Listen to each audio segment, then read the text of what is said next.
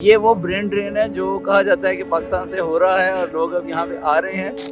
तो लंदन में जब मैंने अप्लाई किया एक जॉब के लिए एंड आई गॉट सिलेक्टेड। जो भी यूथ ही हमारी इस एपिसोड सुन रही है, it's very important to listen carefully because ये आपको बड़े प्रैक्टिकल टिप्स देने जा रहे हैं कि इनका जर्नी क्या है, ये यूके और लंदन कैसे पहुंचे हैं। So let's get into that.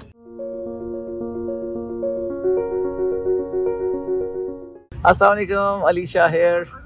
As you know I am in the UK these days और आपको यही पता होगा जो मैंने पिछली वीडियो में बताया था कि मेरा laptop bag it has been stolen from Regent Street. So उसकी वजह से मेरे पास वायरलेस माइक नहीं है। सो बेयर विद मी, हमारी जो साउंड सिस्टम है वो हमारा इतना अच्छा नहीं होगा, लेकिन इस समय एक पार्क में मौजूद है तो यहाँ पे कोई एको का साउंड का इशू नहीं आना चाहिए। तो अभी बड़ा ज़बरदस्त किस्म का लंच करके आए हैं जो कि हमने किया है वाइट चैपल के पास जायका रेस्टोरेंट में और बड़ा अच्छा खाना था, रियली एंजॉयड इट। मेरे साथ ये दो यंग जेंटलमैन मौजूद हैं जी। ये एनवायरमेंटल इंजीनियर हैं और ये वो ब्रेन ड्रेन है जो कहा जाता है कि पाकिस्तान से हो रहा है और लोग अब यहाँ पे आ रहे हैं। लेकिन मेरे ख्याल में ये ब्रेन ड्रेन नहीं है, क्योंकि यही ब्रेन ड्रेन कल जाके इन्होंने पाकिस्तान के लिए बहुत सारी अपॉर्चुनिटीज़ क्रिएट करनी है, बिजनेसेस क्रिएट करने हैं, जॉब्स क्रिएट करनी है। तो ये just part of the game कि कभी ये इधर जाएंगे, कभी ये उधर जाएंगे, उधर जाके और अपॉर्चुनिटीज क्रिएट करेंगे। तो हमारे लिए बहुत ज़रूरी है एज अ कंट्री कि हम इन चीज़ों को अलाउ भी करें और अप्रिशिएट भी करें। तो अस्सलाम वालेकुम जी, कैसे हैं आप? खैरियत से? आप जरा अपने आप को थोड़ा सा इंट्रोड्यूस तो कराएं। मैंने आपको यंग जेंटलमैन कह दिया, अच्छा। लेकिन ज़रा आप नस से हमारे साथ, हमारा ताल्लुक आपके साथ एक national university science and technology से है और आप दोनों बड़े ज़बरदस्त किस्म के प्रोमिनेंट इन्वायरमेंट इंजीनियर्स हैं माशाल्लाह। सो इससे आगे आप अपना तारुफ खुद कराएं। इस एपिसोड को करने का मकसद ये है कि आप लोगों को ये बताया जा सके कि इस फील्ड में, ये जो इन्वायरमेंट का फील्ड है, इसमें कितनी ज़्यादा अपॉर्चुनिटीज़ हैं और स्पेशली पाकिस्तानीज़ के लिए। और ये फील्ड मतलब की बात है, बड़ा अननोन सा फील्ड है और बड़ा ही इसको कहा जा सकता है कि अनटैप्ड फील्ड है। जो भी यूथ ही हमारी इस एपिसोड सुन रही है, it's very important to listen carefully because ये आपको बड़े प्रैक्टिकल टिप्स देने जा रहे हैं कि इनका जर्नी क्या है, ये यूके और लंदन कैसे पहुंचे हैं और यहाँ आके इन्होंने अब तक क्या क्या अचीव किया है। So let's get into that. Mohammad Ali, आप पहले अपने आप को इंट्रोड्यूस करें जी। हु आर यू, आप कहाँ से आए हैं? अच्छा, मैं अली हूँ और नर्स से मैंने डिग्री कंप्लीट की थी। 2020 में मेरी डिग्री कंप्लीट हुई थी और उसके बाद कुछ अर्सा मैंने पाकिस्तान में काम किया था और एक अपॉर्चुनिटी आई थी बड़ी अच्छी, यूके का एक स्कॉलरशिप था, उसमें मैंने अप्लाई किया था। तो लकीली मेरा जो एकेडमिक बैकग्राउंड था वो बहुत अच्छा था, तो जिसकी वजह से फिर मुझे वो अपॉर्चुनिटी मिली और एक फुली फंडेड स्कॉलरशिप था कार्डिफ यूनिवर्सिटी का, जो कि पार्ट है रसल ग्रुप की यूनिवर्सिटी के, one of the top universities हैं यूके के अंदर। तो वो मुझे मिला और उसको मिलने के बाद जब मैं इधर पहुंचा, साथ फिर अल्हम्दुलिल्लाह मुझे जॉब भी मिल गई थी और एक बहुत बड़ा प्रोजेक्ट था यूरोपियन यूनियन का, उसमें मैं काम करता रहा हूँ और अल्हम्दुलिल्लाह इस टाइम मेरी पीएचडी में भी एडमिशन हो चुका हुआ है और बहुत अच्छी पीएचडी है, फुली फंडेड, उसमें मैं काम कर रहा हूँ। माशाल्लाह, that's great, you have achieved so much in such a short time. So अब आप काइंडली अपने आप को इंट्रोड्यूस कराएं जनाब। मैं जैन साजिद हूँ, तो मैं बेसिकली गुजरावाला से हूँ और I used to be a junior Ali भाई का IESE नस में। He is from 8th batch of environmental engineering और मैं 10th बैच से था। मैं भी एक साल मेरा गैप था, द रीज़न कि कोविड-19 था और यूनिवर्सिटीज़ इतनी ज़्यादा अपॉर्चुनिटीज़ ऑफर नहीं कर रही थी। लेकिन 2022 में I got admission in University of Manchester, Liverpool, Reading, Leeds.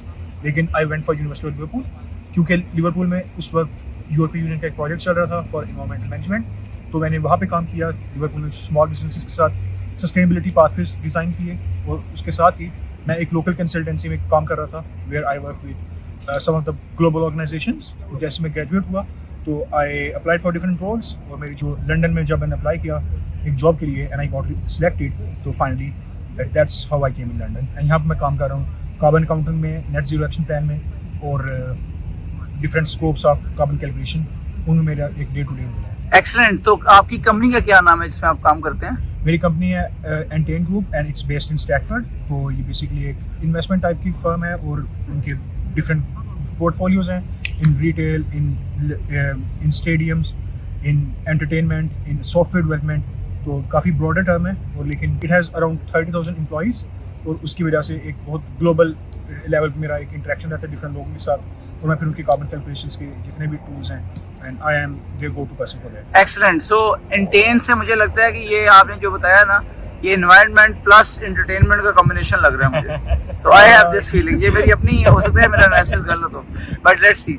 अच्छा, मुझे आपका बैकग्राउंड बड़ा इंटरेस्टिंग लगा है दोनों का। सो मैं स्टेप बाय स्टेप आपसे पूछूंगा कि आपने ज़ैन जब आपने स्टार्ट किया, तो जब आपने नस्ट से एनवायरमेंटल इंजीनियरिंग की, तो ज़रा जो आपके जूनियर्स हैं, सो जो नस्ट के कोई ग्रेजुएट्स हैं या होने वाले हैं या इवन नस्ट में एडमिशन लेने का सोच रहे हैं, why did you start with environmental engineering? Why didn't you go for electrical or mechanical, mechatronics या computer engineering?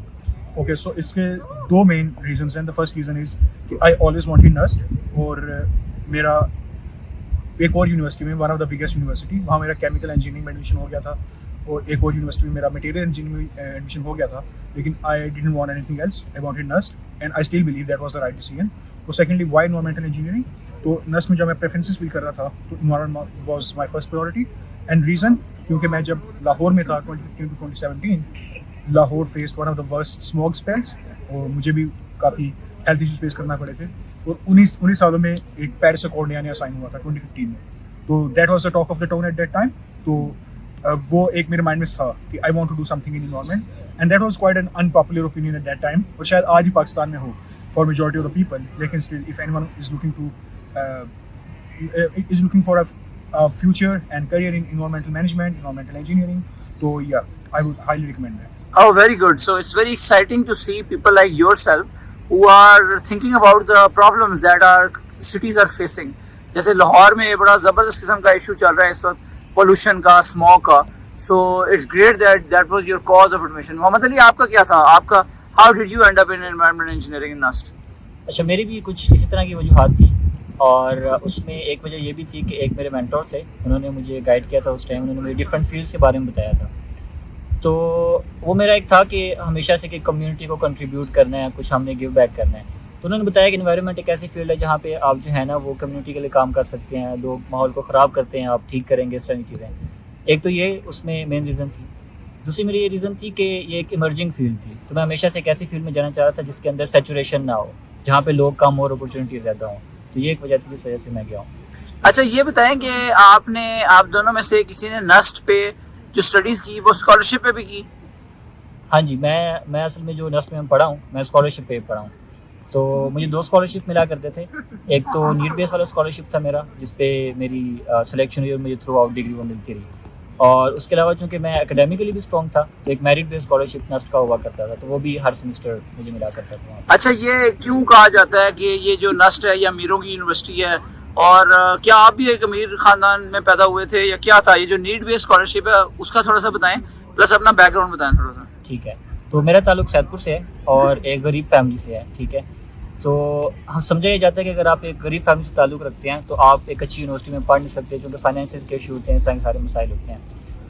लेकिन जब मैंने सेकंड ईयर क्लियर की थी, उसके बाद मेरी फैमिली ने भी इतना सपोर्ट नहीं किया था, क्योंकि वो फाइनेंशियली हम स्ट्रॉन्ग नहीं थे। तो उनका भी कहना था कि मतलब अब आगे पढ़ने की ज़रूरत नहीं है, तो इट्स बेटर कि कोई जॉब ढूंढ ले, कुछ इस तरह से कर लो। लेकिन वो था एक पैशन कि यार मतलब यहाँ तक आए हैं, एकेडमिकली अच्छा हम लोग करते रहे हैं, तो अब आगे भी इतनी बड़ी यूनिवर्सिटी में अगर एडमिशन मिल गया है तो उसको परसू क्यों नहीं करना। तो मुझे याद है कि जब मेरा रिज़ल्ट आया था NUG का, तो उसी से अगले दिन मैं नस्ट के मेन ऑफिस में जो डायरेक्टर हैं हमारे स्कॉलरशिप के, उनके मैं सामने बैठा हुआ था, और उनके जाकर मैंने सारी सिचुएशन बताई कि सर मैं एडमिशन हो गया मेरा इस तरह से, लेकिन अब पैसों का इशू है। तो he was very nice to me, और उन्होंने मुझे गाइड किया था कि बेटा इस तरह से ये स्कॉलरशिप्स होते हैं, आप अप्लाई करें, सारा कुछ। तो एक बहुत ज़्यादा बूस्ट मिला था मुझे उस टाइम। तो फिर अप्लाई किया मैंने स्कॉलरशिप्स में, तो मुझे पता चला कि मतलब स्कॉलरशिप्स तो बहुत ज़्यादा होते हैं, लेकिन जो आवाम है जिनको वो चाहिए, जो डिज़र्विंग लोग हैं, वो ये समझते हैं कि स्कॉलरशिप्स नहीं, अपॉर्चुनिटीज़ नहीं है, और अप्लाई नहीं करते। तो अल्हम्दुलिल्लाह फिर मुझे स्कॉलरशिप मिल गया था। एक्सलेंट। ज़ैन, ये बताएं कि आप यहाँ पे अब आके सेटल हुए हैं, तो अगर एक बंदा है जो आज स्टार्ट लेता है आपकी तरह के, एक एनवायरमेंट इंजीनियर इसमें हमारी जो वीडियो वॉच कर रहा है, नस्ट में बैठा हुआ है, उसको क्या स्टेप्स आप रिकमेंड करते हैं कि वो यहाँ पे कैसे आ सकता है? ओके, सबसे पहले तो ना एक क्लैरिटी ऑफ माइंड बहुत ज़रूरी है कि अगर एक ऐसा बंदा, इन्वायरमेंट एक बहुत बड़ी फील्ड है, इसमें सस्टेनेबिलिटी आती है, इसमें वाटर आता है, एयर आता है, तो बहुत ज़्यादा डोमेन्स हैं। फर्स्ट ऑफ ऑल अपनी नीश पता होनी चाहिए, एंड सेकेंडली अगर आपको अपनी नीश आइडेंटिफाई हो गई है, तो look for the better universities. If you have a choice to go to Russell group university, go for that. अच्छी यूनिवर्सिटी होना, वंस यू अराइव हियर तो the first thing you need to do is build your network. मैंने अभी तक जितनी jobs land की हैं उसमें से सबसे जो मेजर चंक था वो मेरी नेटवर्किंग थी. I happen to be at the right place at the right time, meeting with the right people. तो उसके बाद जब आप इस पोजीशन में खुद आ जाते हैं और you know the right people for the right job, तो आपको अपॉर्चुनिटीज़ मिलना आसान हो जाती है. स्ट्रगल सबको करनी पड़ती है, रिजेक्शन सबको फेस करनी पड़ती हैं, लेकिन as long as you stick to the process and you trust the process and you build your network, तो चीज़ें आसान होती हैं. सो आई विल रिकमेंड जो भी सुन रहा है, जो भी आने चाह रहे हैं, तो अपना नेटवर्क बहुत स्ट्रॉन्ग बनाए. ये हमारे दो एक्सपर्ट्स थी environmental engineering and I am amazed to see Jain and Mohammed Ali working on the cutting edge environment stuff over here. और ये वो फील्ड है जो मेरे हार्ट के बहुत करीब है, बिकॉज मेरा मानना ये है कि जो दुनिया है ना, जो प्लानट है, हम ये इनहेरिट अपने इंसिस्टर से या अपने वालदैन से नहीं करते, बल्कि हमने ये बोरो किया हुआ है अपने आने वाली जनरेशन से. और इसको हमारी लिए जिम्मेदारी है, हमारी रिस्पॉन्सिबिलिटी कि हम इसको किस हाल में छोड़ के जाते हैं. हम उनको एक क्रैपी किस्म का एक प्लानट दे के जा रहे हैं, या we are doing our bit to make it better, to make it liveable.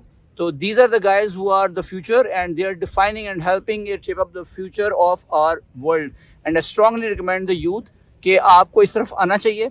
Jain ने थोड़ा सा लो प्रोफाइल रखा है, but I would strongly recommend कि ये वो फील्ड्स हैं जो आपकी आने वाली नस्लें आपको दुआएं देंगी. And that is my message to you. Think visionary, think big, think revolutionary, think 10 years ahead of time, think 100 years ahead of time. This is the field that you should be in. Thank you very much for joining us today. If you have not subscribed our channel yet, please do subscribe. We're gonna bring more exciting updates like this one to you. Enjoy the rest of your day. Thank you. Allah Hafiz.